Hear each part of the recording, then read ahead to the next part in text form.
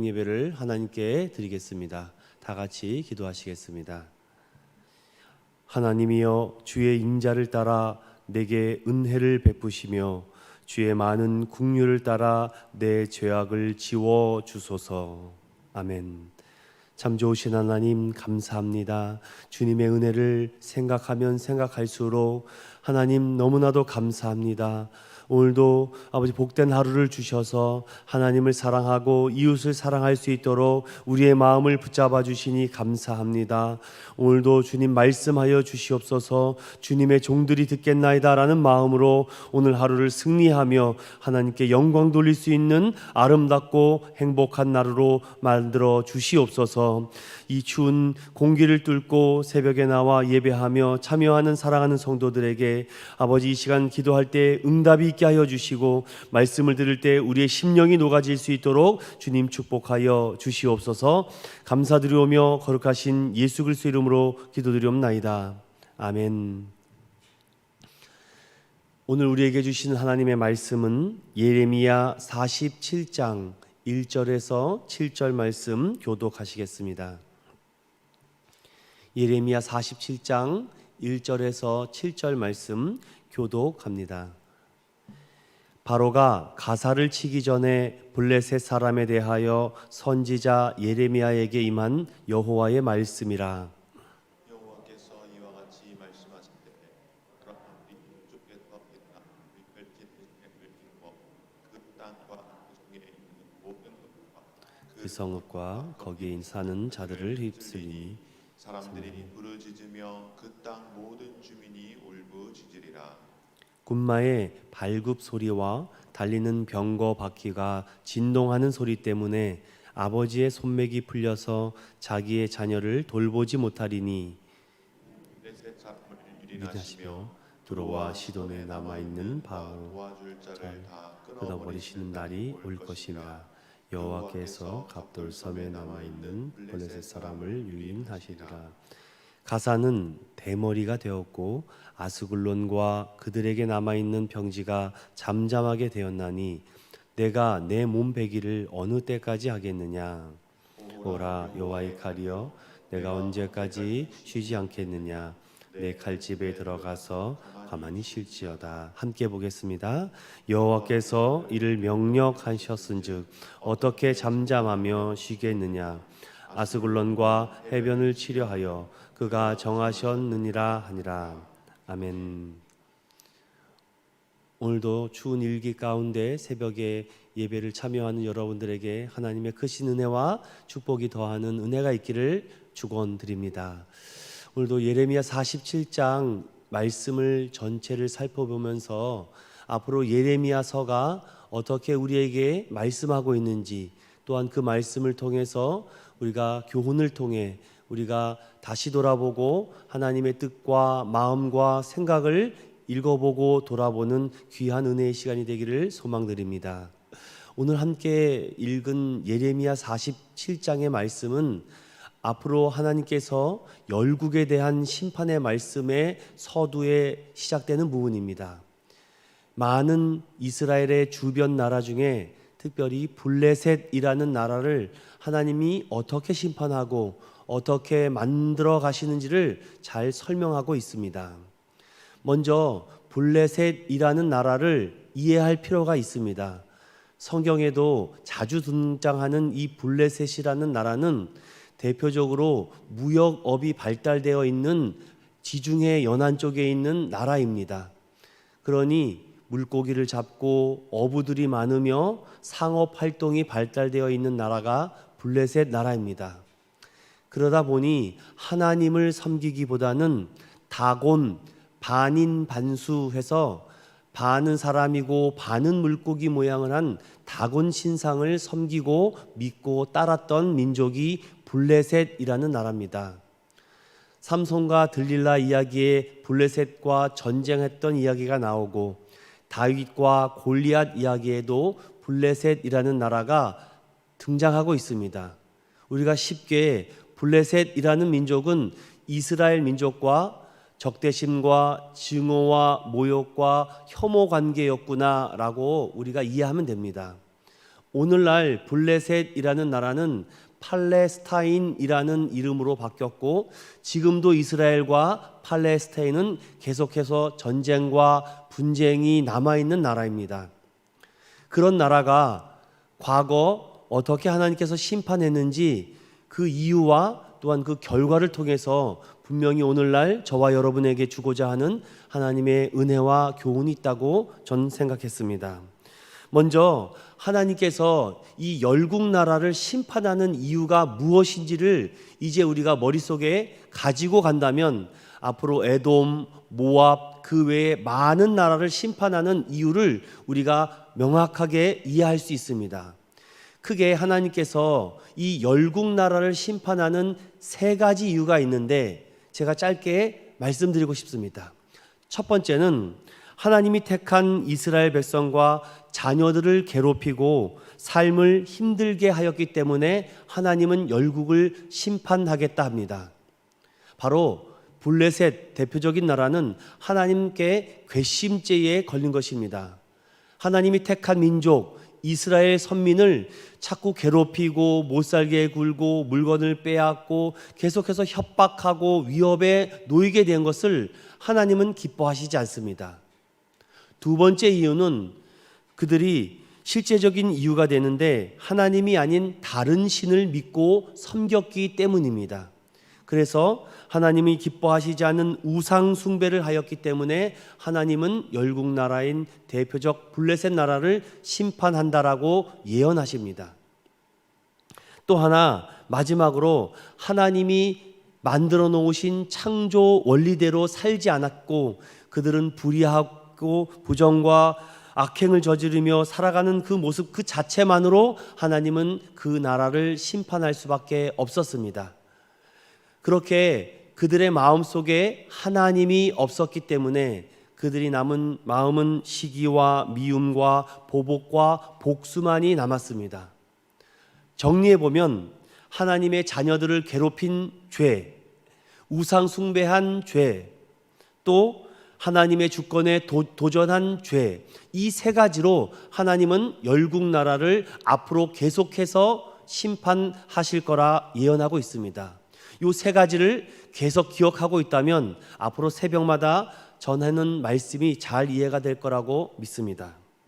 자, 그렇다면 이 세 가지를 가지고 오늘 블레셋 나라는 어떤 나라였는지 제가 서두에 말씀드렸고 그 결과가 어떻게 이어지는지를 우리가 이해해 볼 필요가 있습니다.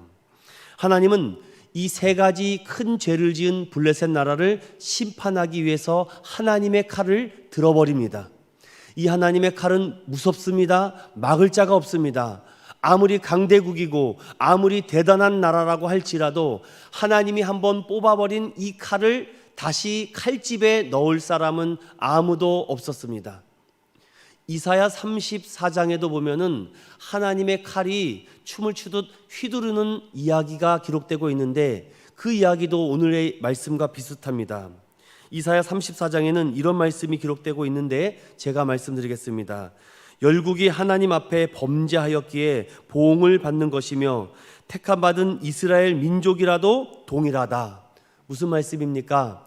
하나님이 택하고 구원한 이스라엘 민족이라도 하나님을 믿지 않고 다른 신을 믿고 하나님의 창조 질서를 파괴하고 하나님의 주권에 도전한다면 그것이 하나님의 사랑받는 민족이라도 하나님의 심판의 칼, 진노의 칼을 멈출 능력은 없다라는 말씀입니다. 그래서 이사야는 이렇게 이야기합니다. 하나님의 심판받는 나라들은 자신이 무슨 죄를 짓고 심판을 받는지도 모르고 있다. 저는 이 이야기를 한 줄로 이렇게 말씀드리고 싶습니다. 하나님을 아는 지식과 마음이 없는 그곳은 하나님의 진노만이 있다. 블레셋은 아무리 무역과 상업이 발달되어 많은 금과 은이 있다고 할지라도 하나님이 없는 민족, 하나님이 없는 나라는 하나님의 심판과 진노만이 남게 된다는 것입니다. 이 47장 예레미야 말씀을 조금 더 살펴보니까 그들은 이 진노의 칼이 휘둘리는 것을 보고 살려달라고 자신들이 믿는 다곤신에 가서 엎드려 살려달라고 부르짖습니다. 여러분, 다곤이라는 신은 죽은 신입니다. 아무리 부르짖어도 응답하지 않는 신입니다. 하지만 그들은 몸을 상하게 하며 피를 내면서 다곤 앞에 엎드리며 지금 쳐들어오고 있는 저 나라를 막아달라고 합니다. 그러나 바벨론의 이 공격을 막을 나라는 아무도 없었습니다. 바벨론에 대항한다는 것은 죽음을 자초하는 것이기 때문입니다. 하나님을 아는 지식이 없는 것이 얼마나 이렇게 무섭다는 것을 블레셋의 멸망 예언을 통해서 우리는 살펴볼 수 있습니다. 자, 그렇다면 결과적으로 블레셋 민족은 어떻게 되었는지 크게 두 가지로 말씀드리고 함께 기도하는 시간을 갖기를 원합니다. 먼저 블레셋 민족은 나름대로 주병 강대국 때문에 고통을 받고 있는 나라 중에 한 나라였습니다.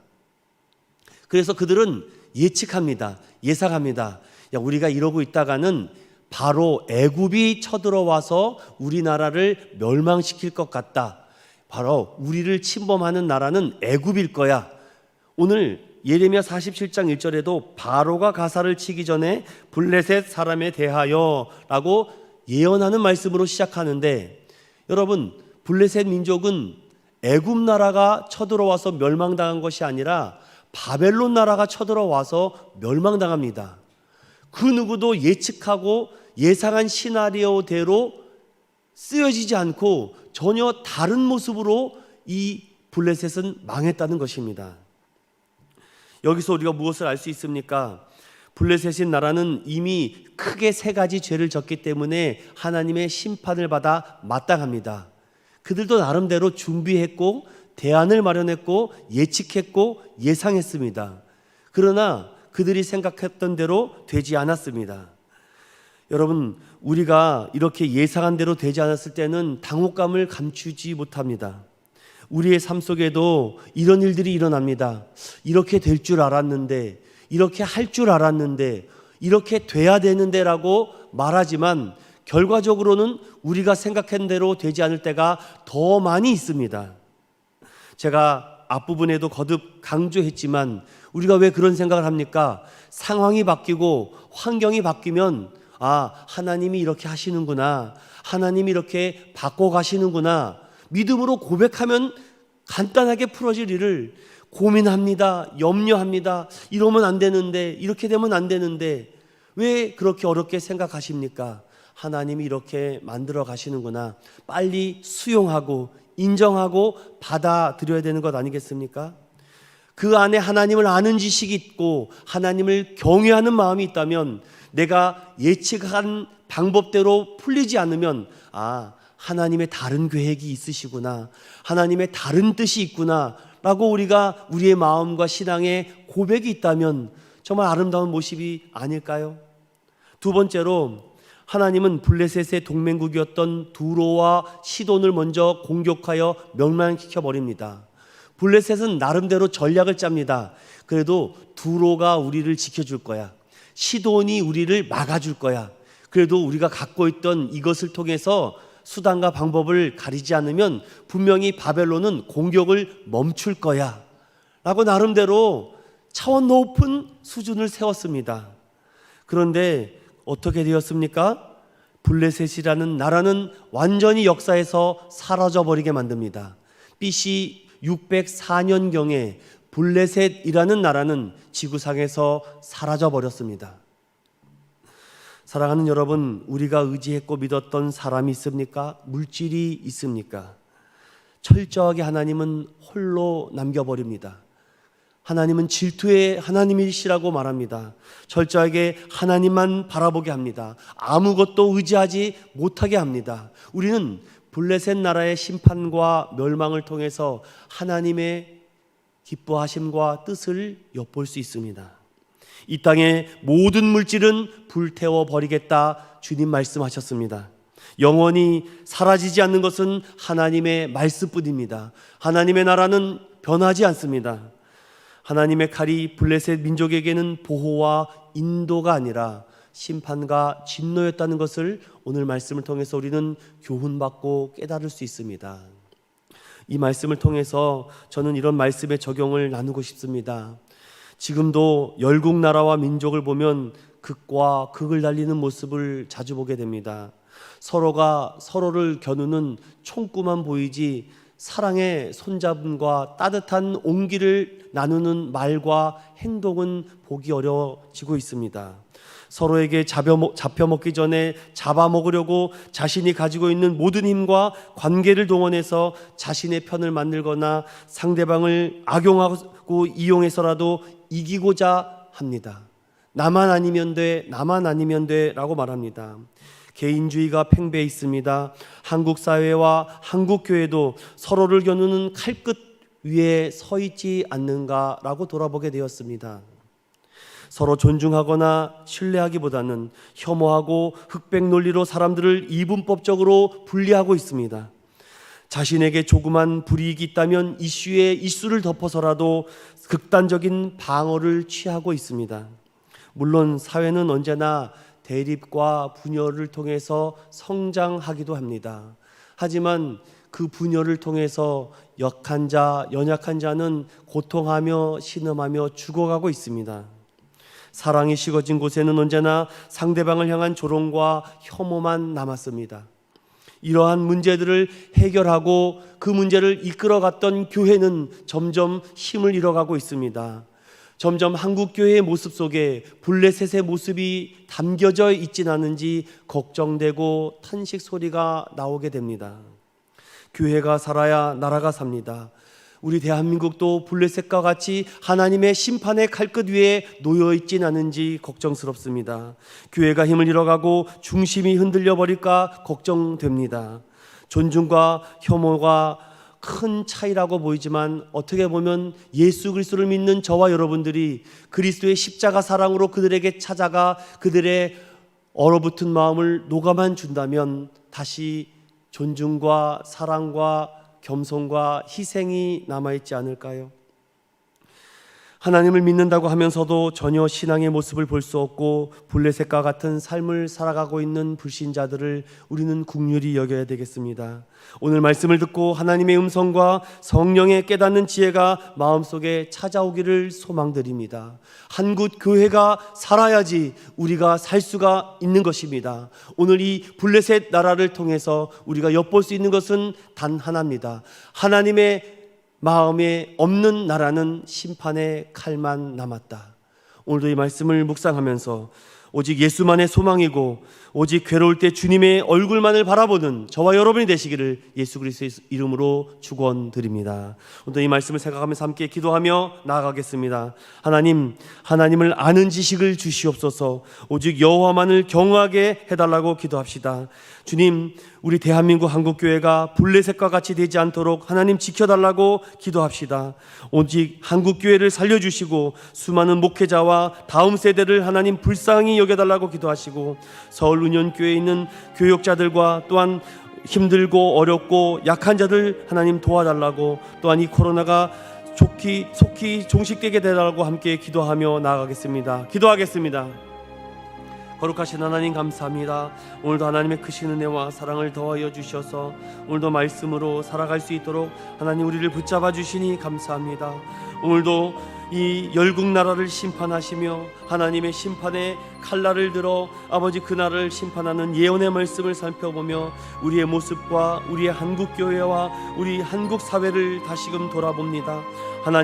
하나님을 아는 지식이 없는 것은 망한다고 하였습니다. 여호와를 경외함이 지식의 근본이라고 하였습니다. 우리의 생각과 우리의 마음대로 되지 않을 때가 많을 때 하나님의 뜻이었구나, 하나님의 섭리였구나, 하나님의 방법이었구나라는 것을 우리가 고백할 수 있는 아버지 신앙의 깊은 고백이 있도록 하나님 붙잡아 주시옵소서. 하나님, 우리가 의지했던 것이 무엇입니까? 블레셋은 두로와 시돈을 의지했습니다. 철저하게 물질을 의지했습니다.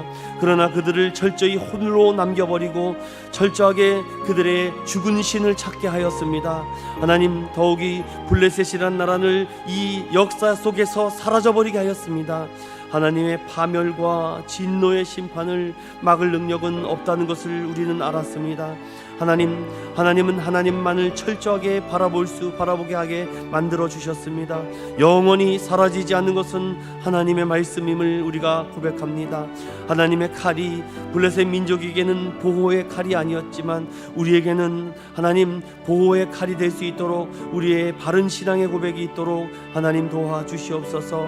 세상은 서로의 총뿌리를 놓고 죽이고 상처만 줍니다. 서로를 잡아먹으려고만 합니다. 주님, 환난 날에 나를 부르라 내가 응답하겠다라고 하였습니다.